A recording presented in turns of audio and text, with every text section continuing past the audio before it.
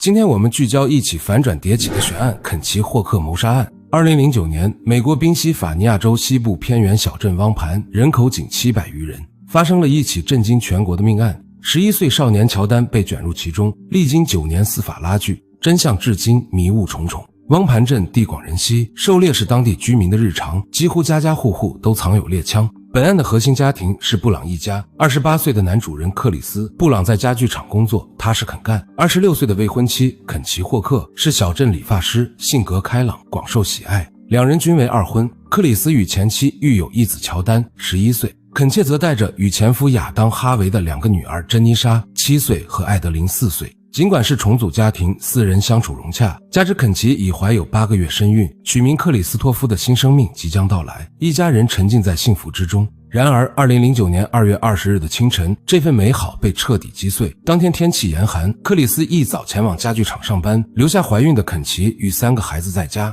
8点左右，肯奇让大女儿珍妮莎叫醒仍在2楼熟睡的乔丹。乔丹洗漱后匆匆吃完早餐，与珍妮莎一同在客厅等候校车。8点15分，两人背上书包出门追赶校车，家中仅剩下肯奇与4岁的艾德琳。上午9点，在肯奇家附近工作的建筑工人发现异常，正门敞开，艾德琳坐在门口失声痛哭，声称妈妈已经离世。工人立即报警，警方迅速抵达现场。案发现场位于1楼卧室，肯奇倒在床上，后脑中弹身亡，腹中胎儿也未能幸免。法医鉴定显示，受害者无性侵痕迹，现场整洁，财物未失，门窗完好，无强行闯入迹象，初步判断为仇杀，凶手大概率是熟人。凶器被锁定为霰弹枪，法医从受害者脑部提取的子弹碎片证实了这一点。警方兵分2路展开调查，一路搜索现场及周边，另一路走访相关人员。丈夫克里斯首先被列为嫌疑人，但他案发时正在工厂上班，有明确不在场证明，且身体与衣物均未检测出火药残留，很快被排除嫌疑。警方随后将目光转向2个孩子，在汪盘小学单独询问了乔丹与珍妮莎。第一次口供中，两人均表示早晨无异常。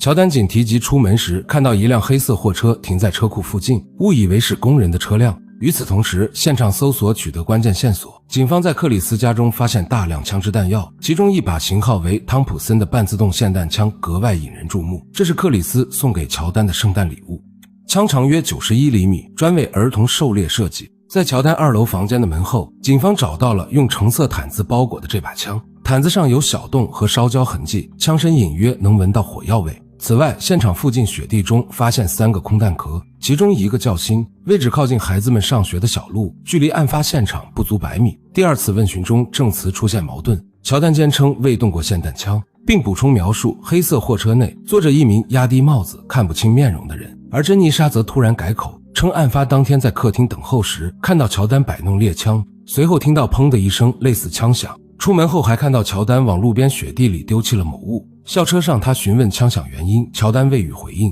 结合珍妮莎的证词，现场的霰弹枪及空弹壳，警方推测乔丹因妒忌父亲对肯奇及未出生弟弟的关爱，萌生杀机，将其列为重大嫌疑人。案发次日凌晨，警方连夜将睡梦中的乔丹带回警局审查，并在其案发当天的衣物上检测出少量火药残留。消息迅速传开，乔丹被媒体冠以美国年纪最小的魔鬼称号，登上新闻头版。然而警方并非只有这一个嫌疑人，肯奇的前夫亚当·哈维同样疑点重重。几年前，亚当曾因威胁要杀害肯奇及其家人，被警方发出限制令。两人离婚后，亚当需支付女儿抚养费。案发前几个月，亚当得知4岁的艾德琳并非自己亲生，无疑具备充足作案动机。更关键的是，亚当驾驶的正是黑色卡车，与乔丹的描述吻合。但警方对亚当的调查极为草率，亚当声称不知肯奇的新住址，即便离婚文件与抚养权文件中明确记载了地址，其不在场证明由父亲提供，可信度存疑。警方以其卡车覆盖积雪，衣物与手部无火药残留为由，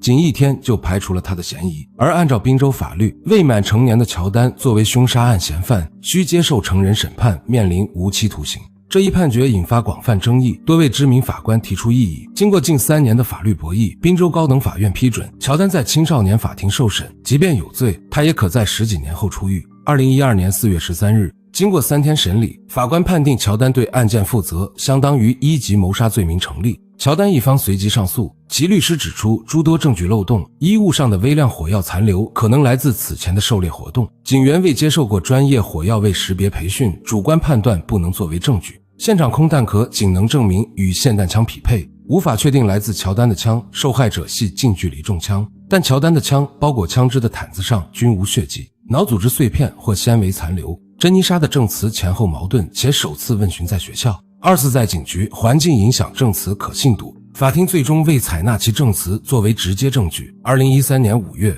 宾州高等法院撤销了青少年法庭的判决，认为其滥用自由裁量权。警方除乔丹外无他人作案的假设，缺乏证据支持，这是本案第一次反转。但检方随即上诉。2015年4月，负责法官重新核对证据后维持有罪判决，案件第2次反转。2016年9月，高等法院以多数票通过决议，肯定了青少年法庭的判决，乔丹再次被认定有罪。乔丹及其律师并未放弃，案件最终上诉至宾州最高法院。2018年7月18日，7名大法官中的5人以全票推翻此前判决。大法官戴布拉托德在判决书中明确指出，警方关于霰弹枪的证据不足，现有证据无法证明乔丹是凶手，下令立即释放乔丹。更重要的是，判决附加了一罪不二罚的多波特条款，即便日后发现新证据，也不得再次起诉。这意味着乔丹彻底洗清罪名。从11岁入狱到20岁获释，乔丹在狱中度过了9年青春。他利用这段时间读书、打篮球，完成了高中学业。出狱后进入大学攻读计算机专业。